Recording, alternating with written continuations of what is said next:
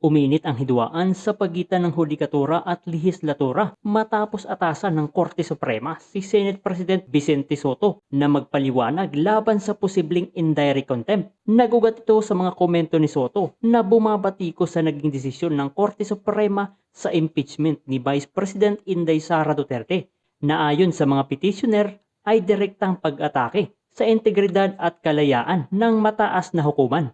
Narito ang paliwanag ni General Macanas. Magandang araw mga kaibigan. Bigyan natin ng reaction opinion itong post ang balita ngayon. Breaking! Supreme Court pinasasagot si Tito Sotto sa posibleng kasong indirect contempt matapos kumontra sa desisyon sa impeachment ni VP Sara. May bagong yugto ang tensyon sa pagitan ng lehislatura at hudikatura matapos utusan ng Supreme Court of the Philippines si Senate President Vicente Sotto III na magpaliwanag kung bakit hindi siya dapat maharap sa kasong indirect contempt. Batay ka, bata ka. Kasi yung lolo niya, Vicente Sotto rin, pinarusahan ng Korte Suprema ng indirect contempt. Mana-mana lang pala ito mga kababayan, no? Kung ano yung minanang contempt ng ama, ay yun din yung mangyayari sa anak. Sino bang nag-post nun? Lolo niya. I think this was before the war, World War. Vicente Sotto. Ay, nako.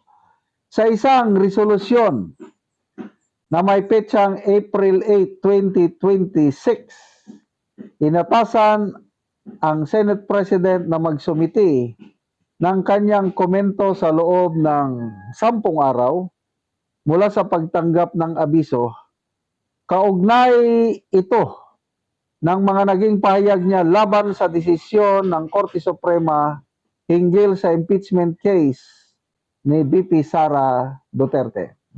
Yari na mga kababayan. Sa ngayon pa lamang ho talaga, panalong-panalo na si VP Sara Duterte. Nag-ugat ang petisyon mula sa grupo ng mga abogado, kabilang sina Attorney Manuelito Luna, Attorney Ferdinand Topacio at Harold Respicio, Attorney Virgilio Garcia kasama ang negosyanteng si Mary Catherine Diaz Binag. So kasama pala dito si Ma'am Cathy Binag, no? Ayon sa kanilang reklamo, ang mga naging pahayag ni Sotto ay, number 1, it has undermined public confidence in the judiciary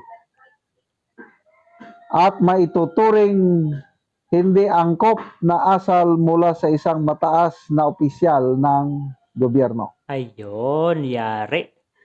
Lumakas ang isyu matapos ang desisyon ng Korte Suprema na ibasura ng tuluyan ang motion para sa reconsideration ng Kamara kaugnay ng desisyong nagdeklara na unconstitutional ang articles of impeachment laban kay VP Sara. Sa kanyang mga pahayag, hindi nagatubiling punahin ni Sotto ang desisyon. Ito yung mga sabi niya, a sad day for constitutional law. Ito kasing si Sotto mga kababayan, parang parang abogado pero hindi naman ito abogado. Question ba naman ng Korte Suprema, hindi naman siya abogado. Ngayon, indirect contempt tuloy ang kinahaharap mo, karma, malala mga kababayan. Ano ba siya? Constitutional law expert ba siya? Graduate ba siya ng ano ba yun? One Ball University ang tinatawag nila. Dagdag pa niya, inakusahan niya ang Korte Suprema ng judicial overreach at judicial legislation. Sa hiwalay na panayam, iminungkaring rin niya na maring kailanganin ng pagbabago ng konstitusyon upang malimitahan ang kapangyarihan ng hudikatura. Giit ng mga petitioner, ang mga payag na ito, lalo na mula sa isang Senate President, ay may mas mabigat na epekto sa publiko. Yes, tama ano. Malaking epekto niyan. Kasi nga, alam naman ho natin na itong Korte Suprema ay parang huling sandalan ng mga tao. O lalong-lalo na kung nagigipit dito sa mga regional trial court, ito puntahan dito sa sa Supreme Court. At panigurado, ito ay diringgin. O sa mga sinabi ni Soto mga kababayan, panigurado ay baka ito yung masasabi natin, baka mawalan ng tiwala sa Korte Suprema. Kaya kailangan ho talagang makontempt itong si Soto mga kababayan. Ano sa palagay nyo? It amounts to a direct attack on the Supreme Court's integrity, sabi Yes, ng tama. petitioners. Ipinunto rin nila ang mataas na posisyon ni Soto ay nagpapalawak sa impluensya ng kanyang mga salita na maaring makasira sa reputasyon ng hudikatura. Okay, ang hindi ko malimutan na payag niya is, sabi niya, impeachment is now an impossible dream. Dahil daw sa kung ano-anong requirements set by Supreme Court decision. Oh, impossible dream. Nandiyan naman ang impeachment ni BP Sara. Nagbutuhan na nga sila sa Committee on Justice. Next week, magbutuhan na sa plenary. At kayo dyan sa Senado, naghahanda na kayo. Oh, nasaan yung sinasabi nyo na it has become an impossible dream? Kung minsan kasi, ay anyway, wag na lang ako magkomento dahil Nako mga kababayan, iba ang mangyayari kabayan no, sa mga panahon ngayon at nag-iisip yung taong bayan, matutuloy pa kaya itong impeachment ni Bibi Sara mga kabayan, no? Mukhang yari sila kasi nagkomento ito si Soto, no? Ano kaya ang mangyayari kay Soto? Kung sakali na masampahan ho ito ng kaso na indirect contempt ay talagang matuluyan ito ng Korte Suprema. Nako, yari mga kababayan. basta ako natatawa na lang ako. Mabuti pa si Senator Lacson in fairness sa kanya. Nung lumabas yung desisyon, we may agree or disagree. But we have to respect the decision of Supreme Court. They are not called gods of paura ba yun? Paura for nothing. Yun ang tama. Pwede namang mag-disagree. Kaya lang, iba ang dating kasi kay Senator Soto eh. Para bang, sa akin lang ang dating sa yung mga pahay niya is marunong siya, nagmamagaling. Yan na nga mga kababayan. Yung mga sinasabi kasi ni Soto, parang sa tingin niya, mas magaling pa siya sa Korte Suprema. Hindi naman siya nagtapos ng abogado. Tapos, parang sinasabi niya, parang walang silbi itong Korte Suprema na alam naman ho natin yung mga justices dyan ay napakaraming taon ang ginugol, maraming hirap ang ginugol nila para mapunta sa posisyon na yan. Tapos, ito lang ang sasabihin ni Soto. Nako, karma malala itong kay Soto. Kasi pwede ka namang makapag-disagree. But Tama. in a very respectful way. Yes. Sa kanya hindi. Lumalabas na magaling siya talaga. Kaya yun, di mo maiwasan yung mga abogado na nag-file. Sampahan natin ang kaso para matawan. Madala. Ulitin ko, lolo niya, nagsalita rin, abogado rin yung lolo niya. Ayun. Nagsalita rin laban sa Supreme Court noong mga panahong iyon at convicted siya ng indirect contempt.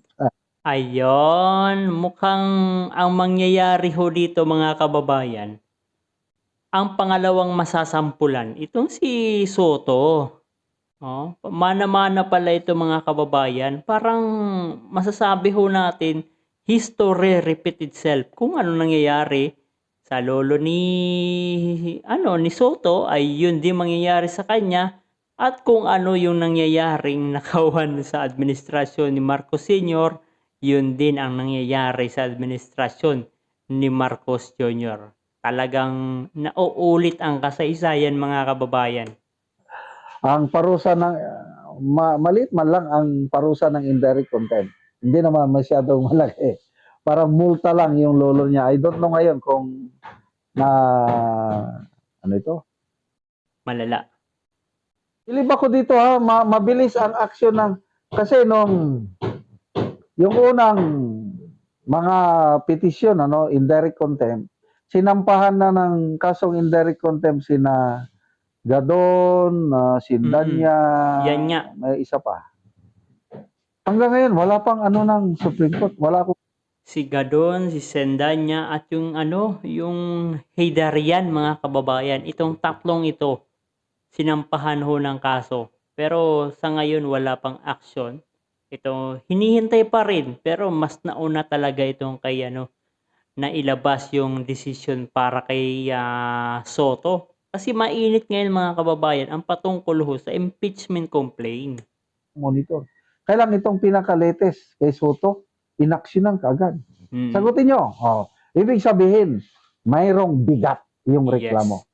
Kaya tingnan natin. Sana malampasan ito ni Senator Soto kasi kung matalo siya, nakakaya convicted ng indirect contempt ang Senate President. History. So yan na nga mga kababayan ang naging komento opinion ni General Macanas. No?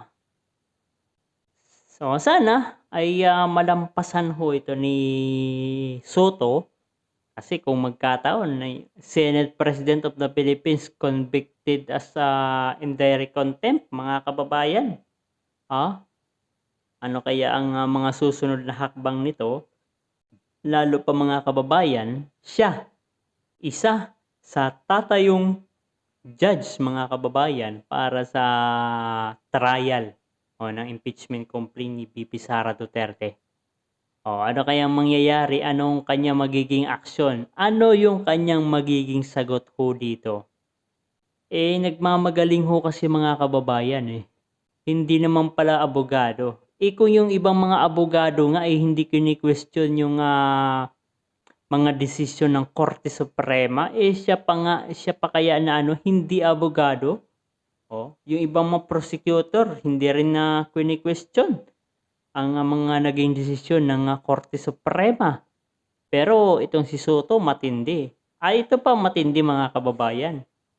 Hinihintay ho natin itong magiging desisyon. Hindi natin alam kung kailan ilalabas ng Korte Suprema ang desisyon patungkol din sa indirect contempt kay Heydarian, kay Gadon, at kay Sindanya. Yung mga pinagsasabi ho nila sa Korte Suprema, yan ang kaabang-abang. Talagang magpipiesta ho ang taong bayan kapag nangyari at nagdesisyon ho ang Korte Suprema. Di ba? Interesting ang mga mangyayari mga kababayan. So, antay na lamang ho natin. Pero sa ngayon talagang magdiwang ho tayo dahil posible ito na ang senyales mga kababayan na talagang panalo na ang ating Vice Presidente. Dahil sa mga naging desisyon, ilang desisyon na ng Korte Suprema pumapabor kay Vice President Inday Sara Duterte. Ang dami na ho mga kababayan, lahat pumapabor kay Inday Sara Duterte.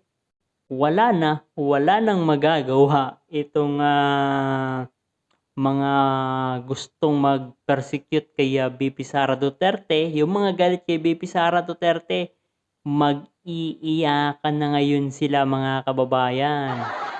Dahil si BP Sara, kahit anong mga paninira nila sa ating Vice Presidente, ay talagang magiging matatag ito at sa darating ho mga kababayan na 2028 kahit anong gawin nila, magiging presidente pa rin si Inday Sara Duterte. Yan kasi ang nakatatak sa kasaysayan ng Pilipinas. O lalong-lalo na ngayon mga kababayan is merong bilang ng mga senador na kakampi ni VP Sara Duterte sa Senado. Dito sa Kongreso, masasabi ho natin makakabuo sila ng 106 votes or 1/3 na boto ng mga kongresista. Kasi nga, no?